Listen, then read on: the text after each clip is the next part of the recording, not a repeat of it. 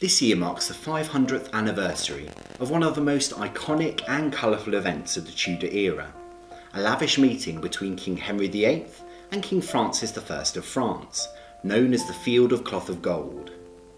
This meeting between the previously warring kings was arranged by Henry's closest advisor, Cardinal Wolsey, to solidify the bond of friendship that had been secured following the Anglo-French treaty made in 1514.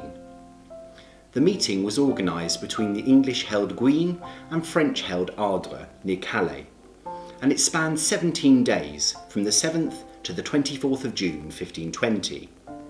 Henry and his queen Catherine of Aragon were accompanied by over 5,000 people, and vast tents decorated with cloth of gold were erected to house the most important guests.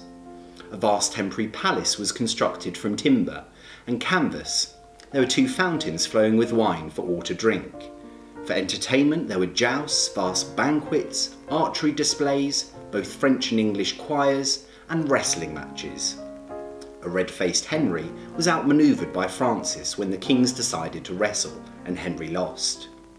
Henry spent a whopping £36,000 on the event in Tudor money, which was more than his royal household's entire annual expenditure, and more than a third of England's total annual income.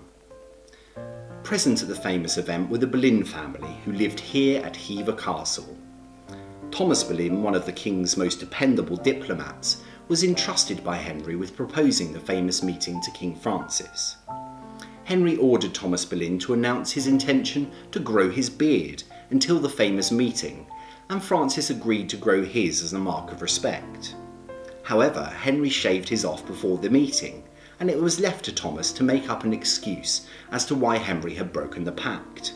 He chose to blame Queen Catherine, stating that she had forced him to shave it off. It was a typically shrewd manoeuvre on Thomas's part, because Catherine was aunt to Emperor Charles V of Spain, who had been a mutual enemy of both Francis and Henry. The whole Boleyn family took part in the Field of Cloth of Gold. Elizabeth Boleyn and her daughter Mary served as attendants to Queen Catherine. George Boleyn accompanied his father as part of his retinue of attendants. On the French side, a young Anne Boleyn, who had been at the French court for the past 6 years, was very likely serving as one of Queen Claude's attendants. Anne had adopted a French accent and wore the latest French fashions. Only 7 years later, back here at Hever Castle, Anne would famously make the monumental decision to become Henry VIII's second queen. The Field of Cloth of Gold ultimately failed to deliver universal peace between France and England. Indeed, Henry would later form an alliance with Charles V, who then declared war on France. But what it did achieve was solidifying Henry's image as a Renaissance king.